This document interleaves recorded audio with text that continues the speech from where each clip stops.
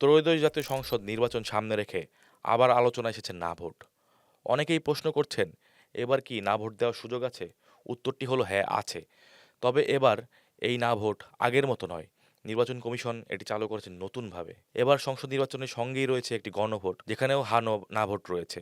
তবে দুটি না ভোট কিন্তু এক নয়। একটি গণভোটের না ভোট, আরেকটি হচ্ছে সংসদ নির্বাচনের প্রার্থীর বিপরীতে না ভোট।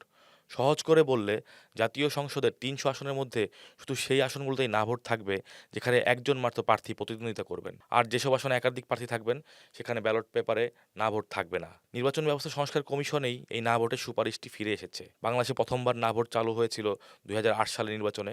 কিন্তু পরে আওয়ামী লীগ সরকার ক্ষমতায় এসে এই বিধান বাতিল করে। নির্বাচন কমিশনের ভাষ্য অনুযায়ী এর মূল উদ্দেশ্য হলো বিনা প্রতিদ্বন্দ্বিতায় জয় ঠেকানো।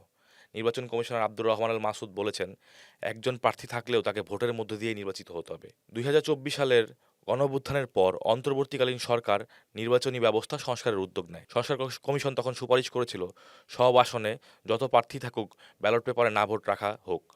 এটাকে বলা হয় ইউনিভার্সাল না ভোট।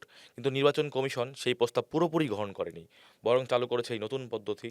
সংস্কার কমিশনের সদস্যরা বলছেন, এতে ভোটারের পূর্ণ অধিকার নিশ্চিত হয় না, কারণ একাধিক প্রার্থী থাকলেও কেউ কাউকে পছন্দ নাও করতে পারেন। তবে বাস্তবতা হলো, মনোনয়ন যাচাই বাছাই শেষে এবার কোনো আসনে একক প্রার্থী নেই। গড়ে প্রতিটি আসনে ৬ জন করে প্রার্থী রয়েছেন। ফলে কার্যত এই নির্বাচনে না ভোট ব্যবহারেরই প্রয়োজন পড়ছে না। অর্থাৎ আমরা দেখতে পাচ্ছি যে বিধিতে না ভোট যুক্ত করার পরেও আসলে জনগণ না ভোট থেকে বঞ্চিত হতে যাচ্ছেন।